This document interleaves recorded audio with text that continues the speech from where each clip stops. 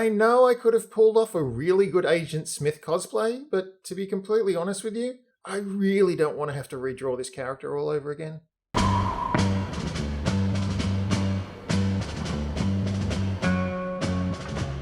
Hi. Have we met? One pill makes you larger and one pill makes you small. And the ones that mother gives you don't do anything at all. Go ask Alice when she's 10 feet tall. Time to fly.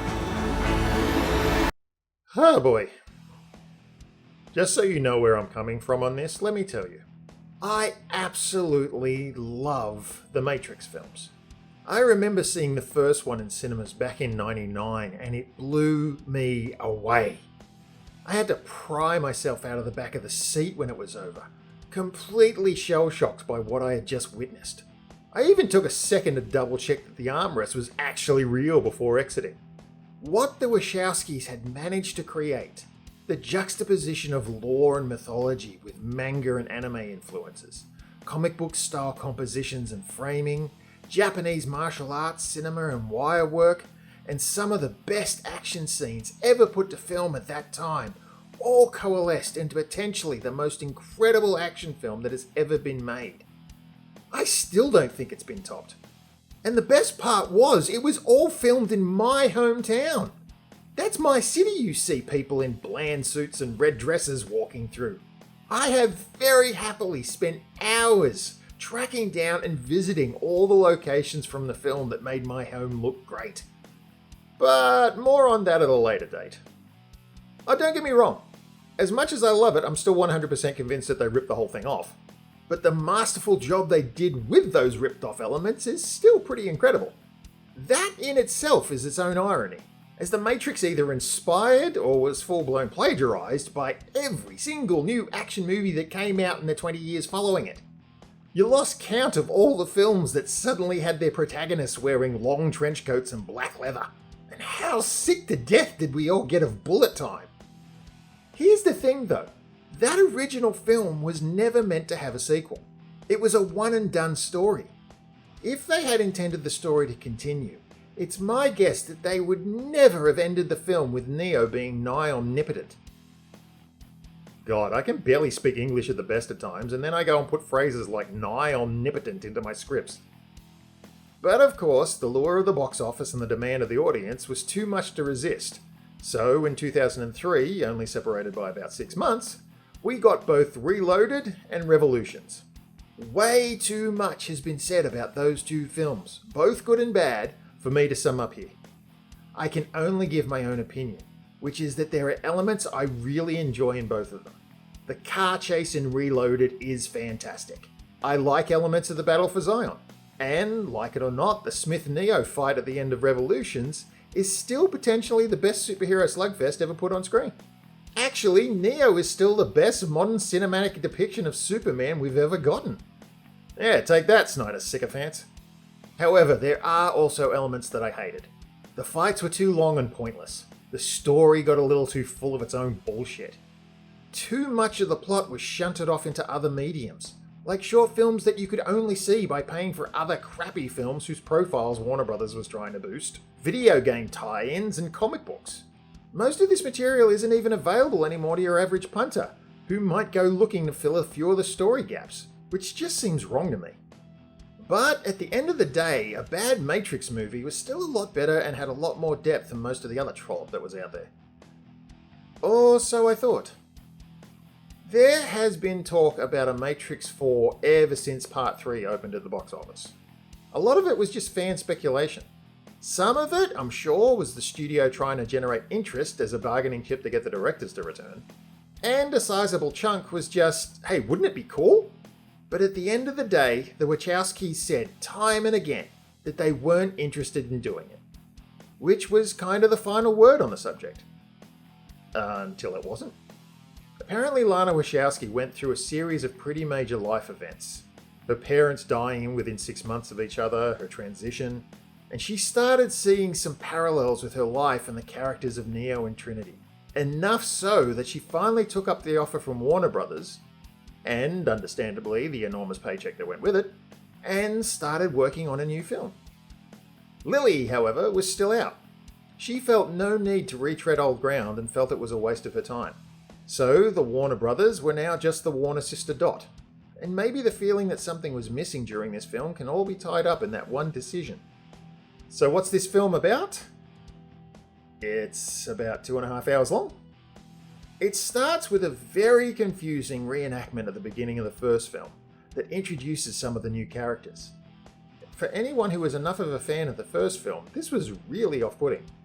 We then meet Thomas Anderson, a very rich and famous game developer who created one of the greatest game trilogies ever created, The Matrix.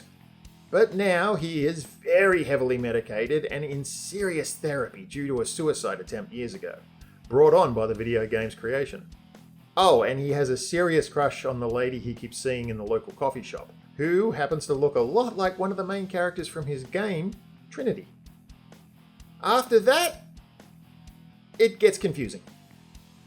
Look, this film does not feel like a Matrix film. There's something off from the very beginning that just puts you on edge. It takes a long time to get to a point where you start grasping the story they're trying to tell, if at all, and by then you're so off-put by it that it's really difficult to try and come back again. The majority of the new characters are either bland and pointless, no one really resonates or stands out, or they are so vile and off-putting. Neo's new office mates are some of the worst for this. Yes, Keanu and Carrie return, and I'll give them credit they're putting in the effort. Although, Keanu always looks like he just got off a very exhaustive day shooting John Wick and just wants to take a nap. Carrie is great, but she does look like she's just there to make sure Keanu doesn't get into any trouble. And while they both can still kick a certain level of ass, it's been nearly 20 years since they shot the sequels. You can't expect them both to pull off the same moves they used to. Quite frankly, it's everything around them that feels wrong. The film does this thing where not only have they recasted some of the iconic characters, but reconfigured them as well. Instead of trying to be their own selves, most of them seem to be doing impersonations of these better known and better liked versions. And that's what it always feels like. A poor imitation of something vastly superior. And to really drive that feeling home, the film does this weird thing where they are constantly showing clips from the original movies, which only goes to show you that there are better versions of this cheap school play interpretation you are now watching. Even the location feels wrong. This film was shot primarily in San Francisco, and it's missing that uniqueness that the Sydney locations brought to the originals. Add to that the distinctive colour palettes the first films used are also gone, replaced by an almost Disney-esque vivid and bright colour grade. As I said, Reeves and Moss both return and put in the effort, but they both feel like they're there more out of respect and admiration for Lana rather than any interest in the story. Jada Pinkett Smith has what accounts to a cameo as a heavily aged version of her Captain Niobe character. There's a couple of other original character cameos as well, one that kinda made me giggle. The big new addition is Neil Patrick Harris, who has been recruited into filling the role of this movie's vainglorious puppet master. He is doing his best to be a big and bad villain here, but winds up coming across as a prep school bully more than anything. In fact, every time he does one of his supervillain monologues, which there are several of, you wind up getting some serious Dr. Horrible energy. This appeared as a moral dilemma, cause at first it was weird, though I swore to eliminate the worst of the plague that devoured humanity. It's true, I was vague on the how, so how can it be that you have shown me the light? It's a brand new day, and the sun is high. All the birds are singing that you're gonna die. How I hesitated, now I wonder why. It's a brand new day. One thing I did find funny was the initial subplot that Warner Brothers was forcing Tom Anderson and his company to do a fourth Matrix game, mirroring a lot of the vapid commercialism-based storytelling that I'm sure the Wachowskis went through. The first part of this film feels more like the making of this film, rather than the film itself. There's a great scene showing creatives and executives trying to understand what made the first film so unique, and getting it spectacularly wrong.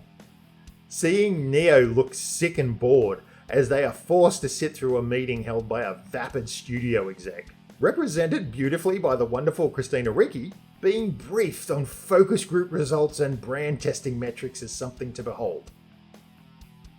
Whatever happened to Christina Ricci? Does she still get proper acting gigs, or does Warner Brothers just drag her out for the occasional cameo, only to stick her back in the prop warehouse next to the Nick Cage Superman suit when she's done? What this film feels like is the world's most expensive and ambitious fan film. It's like they knew what the elements they were trying to recreate were, but none of the feeling or heart was there. Lana not only seems to just be using this as a very expensive way to deal with some personal issues, but is also doubling down on what came before. It's almost a massive 20 years in the making, fuck you, I like the damn sequels. I honestly can't say what the point of this film was because I don't know what Lana Wachowski was trying to achieve. If she wanted to make a film that gave people what they wanted, but not what they expected, great, nailed it. If she wanted to document more what she's been through over the last 20 years and where her head is at with this franchise now, I'd say mission accomplished. But if she was trying to actively make a film that audiences would resonate with and enjoy, yeah, not so much. I'm not going to be as harsh as some critics have been and say it's a failure, because I don't think it is. I get the feeling that this is exactly the movie Lana wanted to make. She's an artist, she had something she wanted to say and achieved it. But unlike the original films, I don't think the audience was invited along for the ride this time. Long story short, next time I have one of my yearly Matrix watching marathons, I don't think this one will be added to the rotation. Because this time out, there really was no spoon.